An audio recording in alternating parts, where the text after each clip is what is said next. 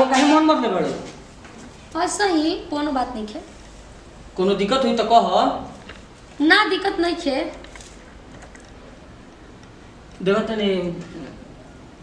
उदास बड़ू तो रोजे न हमारे से दूर दूर रहा तनी। कहाँ हम दूर बने तो तारे जरी बने नाम जहिया साल बन तो ये रोजे न हमारे को छोड़ छोड़ के ने रहतनी। कहाँ हम छोड़ के गइल बने तब कहीं नहीं कि बतन रहे कितना प्यार मैं को हम भी अकेले बन तारे छोड़े खातिर इतना प्यार करनी तब वो हमारे से दूर ही रह देनी कहीं काहे। अब हाथ ना नजदीक बनी कहत तो दूरे रहता नहीं। अभी नु सुबह से कहां गई रहनी है। सुबह गए रहनी एक आदमी से मिले करे नु जा दी ऐसे ही झूठ बोल बोल के रोज निकल जाता नहीं एक आदमी से मिले के बाद एक आदमी से मिले के बाद। मैंने सच बात बताई तारा झूठ लागता। कुछ खाऊं के मन करता तो नहीं खिला के दे तो पता ना काहे। अभी काले न ले रहनी हम तो बबी ना लेके खा गईली और बुचिया छोटकी। अच्छा तो हम तारा हाथ में देता नहीं। अच्छा बोलो तू ही हमारे हाथ में देते वो हम पूरा होने जाके बांट दे सब कोई तो तू ही जन्म के हम खैनी है। एक बात बताई रोवा ला के दे देनी आ छोट ननद बाड़ी छोट देवर बाड़े त मंगिए लोग तो हम लोग के ना दे हम चुरा के खा ले ना तो तू मिला जुला खाम कहां कहता नहीं कि केहू को मतलब मैं मिला जुला खा लेकिन ओकर स्वाद तन तू ले लिया कर। तो ओकर लोग तन चाहिनो कि भौजियो के हाथवा में छोड़ दी लेके सब चल जतै लोग। मैंने ऐसे अंतर से कम प्यार करते ना तब का वो हमारे बेटा तारा मन में कुछ चल रहल बा ना सुनतो नहीं कि कोनो बात बोलत त फोन करते त रो काट देता नहीं एक बार उठाओ दनी सुबह से कितना हम परेशान। अरे तो दिन भर घर ही रहते को बतियाते मैंने 2-4 घंटा घर का कह 8 घंटा 4 12 घंटा घर रहते तो मैंने रोड पर जाई गाड़ी चलाते तो तार फोन हम उठावत रही ई कौन बात है। काहे कोनो इमरजेंसी लगी तो ना उठाई काहे खिसिया के बोलतनी कहां खिसियातन तू कहत हमरा बेटा तार दिमाग में कुछ चलत त हमसे साफ साफ बोला ना क्या चलता तार दिमाग में कुछ नहीं के चल जाए दी माफ कर दी बोली बे तू तो दिमाग कर दी हलू बट चलो ठीक बा हमारी शाम कठिन हूं खाना वाना बना के धइले रही हंस के जाई ना क्या हंस के जाता ना तार दिमाग में कुछ चलता तनी मनी सो माफ कर दी ला हंस दे ले जल्दी आई मां समझलो के पता देखो अगर एगो नासा होई बा गुटका के चढ़ दे जरिए दुकान बा चढ़ दे गेट खोलिए दुकान पे चलिए कितना गोबर पड़ल बा बताओ हो ड्राम 3 दिन से चले बनी ओकरा ख्याल नहीं ड्राम हटावे के का करू का है मलिकार तोरा मलिकार के मुंह मारले मलिकार मुंह में कखले बा रे कखले मुंह मेरे अब पैसा देते नहीं कि छोटका मलिकार ने मंगनी है 5 गो रुपया हां तोरा पैसा दे हम एगो डाल ली आतले कचरत रही गोबरा समझ हटावे थरे जैसे गोबरा अब शांत हो गई अब सवेरे काले के मिंगा के पानी ला के काट कुट के एकदम अब पातोट के ट्वीट कर दे ठीक बा काम तू खूब कर रहा बड़ा खर्चा तो रही बा। अच्छा ये बताओ ना अरे मलिकार मरद तो वो लेके जाई रउर कुल लइका होई तो हम मरद लेके जाई कुल हमार बाल बच्चा कोई हैं ये थोड़ा विषय में बात सोच लेबे काजी एगो देखले बिन तोरा खातिर कनिया अरे बाप एगो तो मेहर घरे पड़े बिया एगो और कनिया लिया के का तोर बियाह हो गइल बा। अरे हमर दुगो लइका बात ने एगो 2.5 साल के आए वो अभी गोदी में भइल बा तब छोड़ जाए तब बहू हां बाबूजी तन जूतो ले लो तो आवा तनी लो बबू देखला हमरा हां हां बाबूजी ली जूता पहनी दी गोड़वा दी गोड़वा छोड़ छोड़ छोड़ लगाई अरे मोजा निकाल ले अरे हां यही में मोजो रख देले बनी ए मलिकार इरा पतो ही है का ना पूछनी हां कि चाहिए मत मैंने जान दे का ना बोली बोलता का आ 3 साल से बनेरी करता तेरा मालूम है कि पुतई का ही तो हमार बियाह हो गइल बा और वो पूछत नहीं कि हमार बियाह हो 3 साल हो गइल तो वो पता नहीं कि बियाह हो गइल बा हमारा माल नार लगे सब हां तो हमरा मन में गिरा पतो है माने उल्टा चोर कुतवाल के रहते ना अरे यो जैसे हम सब कहनी हो हम तो वसन कहनी हां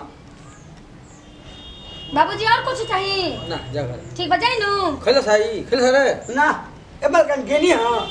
तो खाना ना मंगला हाले आई ले काई जो घर खा ले जो तो नेकी या पूछ पूछ कर तनी मलकन और नेकी अरे जो घर में खाली है नेकी सांझ भाई पूछे के ना चाहिए पर तो बोला है अपन यार कुछ तो ऐसा तो मलकाइन मालिक पूछ रहलो ठीक बा बाबूजी जाता का सुना बहू हां बोली ए बाहू ज्यादा मत पिया बुलाऊ के लाहू ई बचपन से रहे अनाथ रहे एकरा कैसे कैसे स्टेशन पे उठा के ले गई बहुत काफी बोलेला एकरा बात पतो नहीं मनी किसेनी ना ना खींचे हमारा अच्छा लागेला हम अरे देखा तुम दिल के बहुत साफ आदमी है ठीक बा जा कर जा ठीक बा, जा तू जा ए मलकान का बनेले बानी ए मलकान सुनी आई आई आई रोटी सब्जी अरे आई ना है नहीं यार आई का खाई म का बनौले बानी ये बेरा रोटी सब्जी बस ओ पर टमाटर और दुगो प्याज काट के एकदम सलाद बना दी हां ससुरु ना हमनी के टमाटर मिलते के टमाटर ना खाने वाले ठीक बा आई सलाद बना के रखत है अरे महाराज आई। मलकान ठीक बाई एकदम अरे दादा जातक मलकान जो। तो देने जल्दी खा गया आज दिया मलकान होकर तो ऐसा नहीं मलका जो बड़ घर का लड़की है का करबो ओसा नहीं घुली मिल गइल बनु कि बुझाई पे ले कर लगे बनियार हो कि घर के लड़का हो हम का कहिए करे जो रे समरुआ तो हमारा तो या तक अब बमी हुई जाती बात तबियत ठीक मैं गोबर वगैरह अच्छा करी करे न करे के बा काट अभी तो खानो खाए ना आइल का है मलकान आने नी हां खाना दे तनी रुक अरे नहीं बैठी बैठी हम खुद ले ले अब देखी रहुआ हमरा रहते रहुआ लाइफ पे चिंगन लगी आ ये तो रोम मरता ना के खाना खाई म हाँ। काट हरे मलकान अब रहुआ बानी हम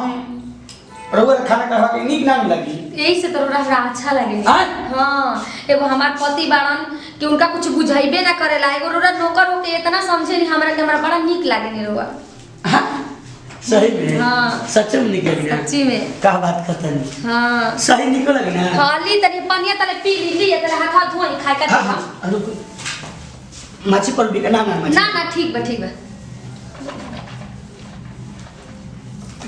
मलकाई जानता नहीं हाँ। हम दिल के बड़ा साफ आदमी हनी यही से तो हमरा ठीक लगे नहीं एगो हमार बने की काजर का एगो कर में ठोका गेल अब बबुआ जी जो बानू उनका जान तनी प्यार मोहब्बत के पते नहीं छे जान तनी सब पापा जी के सहकावल ह उहे ढेर सब पहले बने उगा के पापा जी हो बाबू हाँ। अरे मलकाई लोग कोई भी ना एक बार बुढ़ाऊ का मूस के दवाई खिला देता नहीं ना वैसे मत करी हाँ। सुनी आवत तनी खाई का खाए हाँ। आ इतना हमारे बतियावत तनी देखो हम लोग ना जान हलन तो हमरा का मरिए लोग के नौकर से बतियावत भात ना ना करो वो लोग आते नु हम ऐसा भेस कर देम हाँ। आ वो राव तारीफ उन लोगों के भी वहां लोग तारीफ रहुआ भी यही से तबरा ठीक लगे देला मलकाई होते बहुत छुरी ना तो जानता नहीं जब सटत नु तो कैसे तो लगता अंदर वाइब्रेशन टाइप हो गया रो रो हाँ। हम तो सोचत रही कि गोरौड़ा के देख के हमरे होतई तो दुनो रे आग लागल भाई दादा मलकाई सुन तो ना बुढ़ाऊ करवा भेज दे खेत पर अच्छा हाँ बबुआ जी गल बारे बाका सर बुलेट लेके तो वो बुलेट उनका बस इहे कामे बाटे। बुलेट उनकर होइए रहेला तबे लगला ठाय ठाय करे तो वो ऊपर टेंशन छोड़ी हाँ देखी हम कितना दिन से वाली बात कहल चाहत रहनी कि मलकाइन का बात बाकी कबो हेने ले कबो होने ले कबो दुआरी पर तो कबो छत पर ले काहे हटत नहीं जी ना ठीक बाटे बोली आई आजकल तनी हम हटम हम सट अरे मलकाइन पूछी मत हम कबे तो माई बाप मलकाइन हमरा काहे इतना निहारे अच्छा लगे नहीं रे बोले अच्छा लगे कहनी कि देखो एगो हमार पति बाड़े कि कुछ निकन करत एगो नौकर होके बेचारा हमार पर इतना ध्यान रखता रहन देखी अब इतना अच्छा लगता नहीं नौकरों को कहते नहीं ठीक है ना माने एगो बात कहनी है हमारे दिल में नौकर नहीं थे माने सबके नजर वाला बा हां नजर वाली बात नहीं तो यही बात बा आ देखी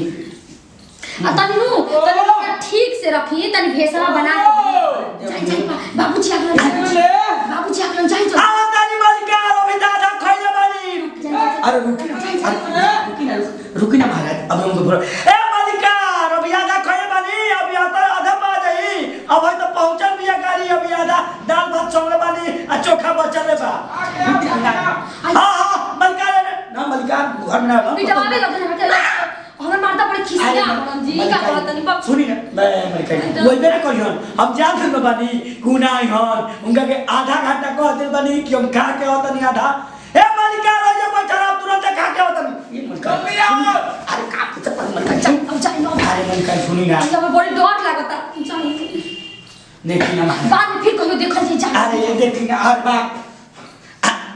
छाछ पर बनानी उतर नहीं अब रोनो करे लानी हमें मार देनी हन त खिस बरदा हमरा ना त हम कहत नहीं करी ना एने के ना ओने के सांपो महाराजी लठियो बात जाई कोई ना जानी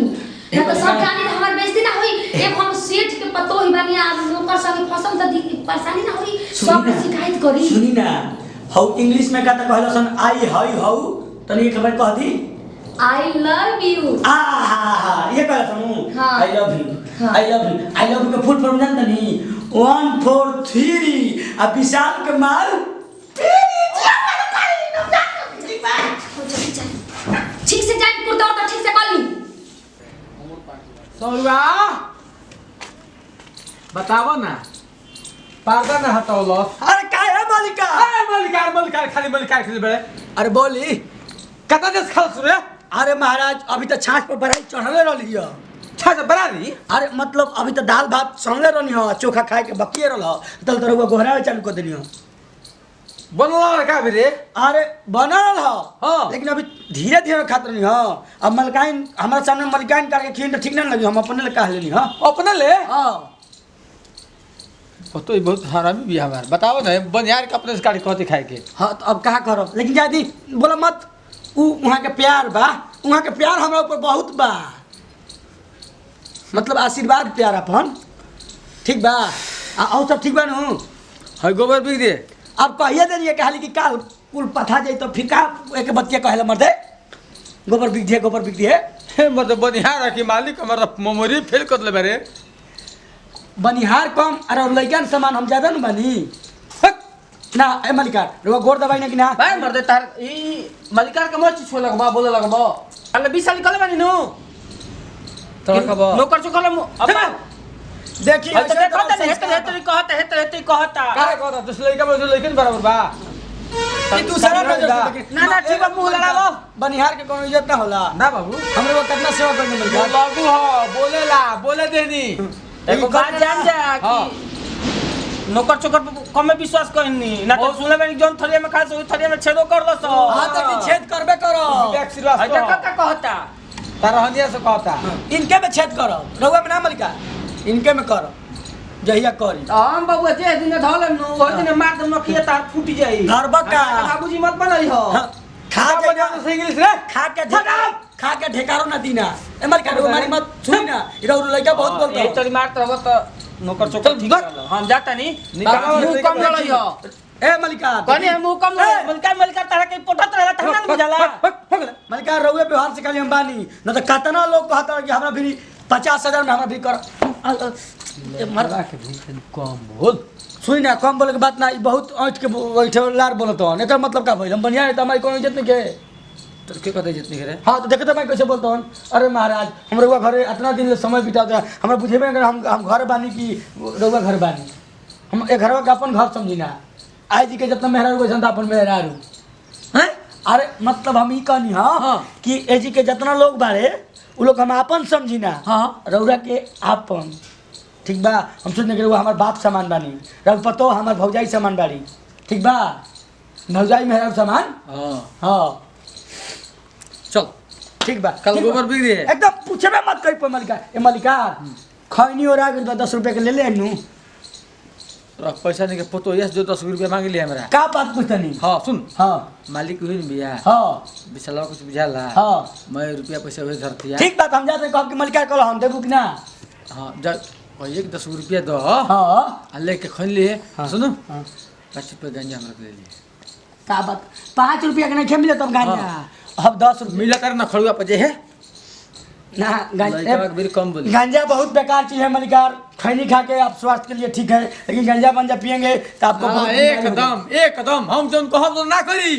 मलिकार रउरा से हम सोचते मलिकार हुआ हमारो उम्र लेकर हुआ जी ही और हुआ जियत रही ऐसे समरुआ के ठीक बा नु ठीक बा जाते तब मांग ले तो मैं कहीं ले 20 रुपया तो मांग ले हाँ तो 20 रुपये मांग ले